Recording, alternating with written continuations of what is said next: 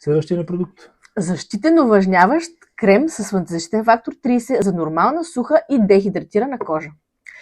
Оклузивният характер на тази емулсия вода в масло има тенденция да запечатва влагата, свързана с кожата, чрез минералите от мъртво море и омекотяващите емолиенти. Това свойство служи най-добре за нормални, досухи и зрели типове кожа. Има широк спектър на UVA и UVB защита. Той е лосьон, който много лесно се нанася много върху лесно се кожата. нанася, да. Въпреки емулсията си вода в масло, се абсорбира много лесно, без да оставя мазно усещане. Има соли от мъртво море, които са известни със своя минерален състав. Това подобрява способността на кожата да се свързва с влагата.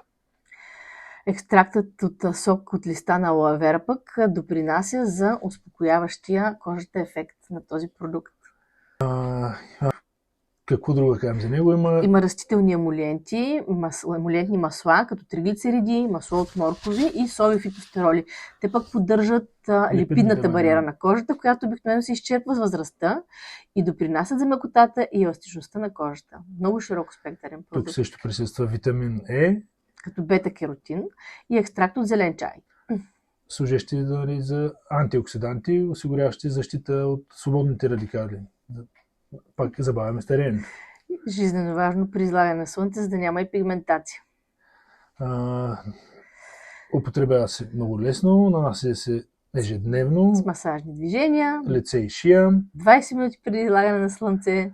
На всеки 2 часа е хубаво да се повтори. Или след изпотяване, или след къпане. Много подходящо е да се нанесе след хидратанта First of All. Да, след серум.